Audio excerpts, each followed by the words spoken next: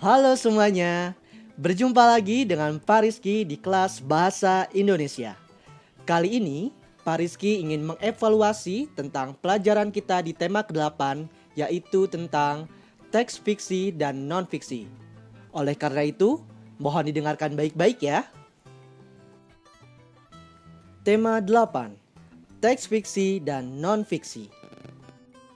Pengertian dari teks fiksi adalah teks yang dimuat berdasarkan hayalan. Sedangkan teks non-fiksi adalah teks yang dimuat berdasarkan kejadian nyata. Contoh dari teks fiksi adalah novel, cerpen, dongeng yang terdiri dari sage, mite, legenda, dan contoh dari teks non-fiksi adalah biografi, autobiografi, cerita sejarah, dan lain sebagainya.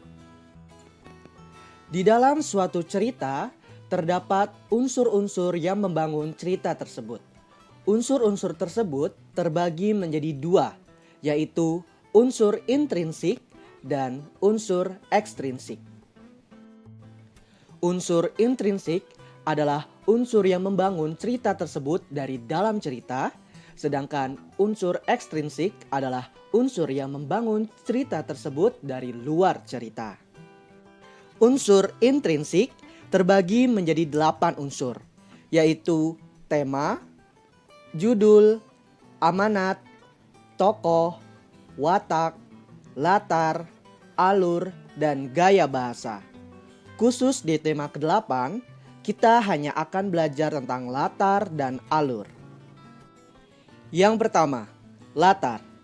Latar, Pak Rizky singkat menjadi istilah tewas, yaitu tempat, waktu, suasana. Ya, latar terbagi menjadi 3, yaitu tentang tempat, waktu, dan suasana yang ada di dalam cerita. Contoh penulisan latar dalam cerita yaitu sebagai berikut ini.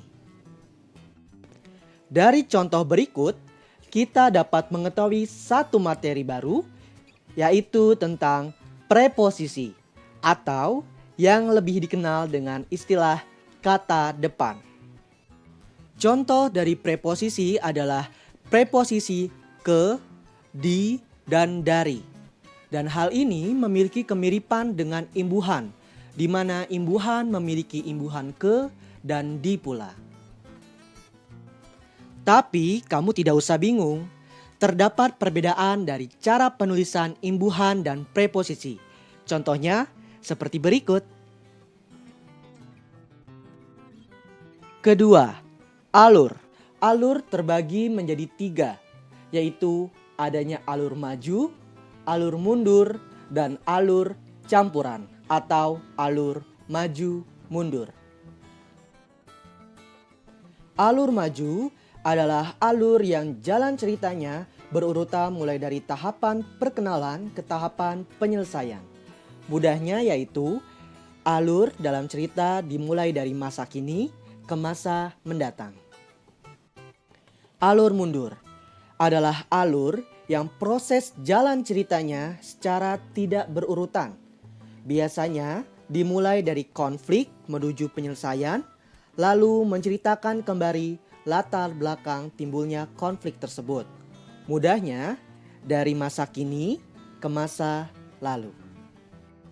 Sedangkan alur campuran atau alur maju mundur adalah penggabungan dua alur, yakni alur maju dan alur mundur.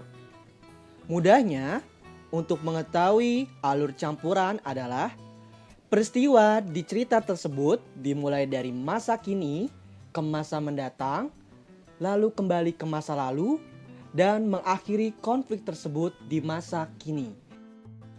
Dengan mempelajari alur, kita dapat mengetahui urutan peristiwa yang ada di dalam teks tersebut.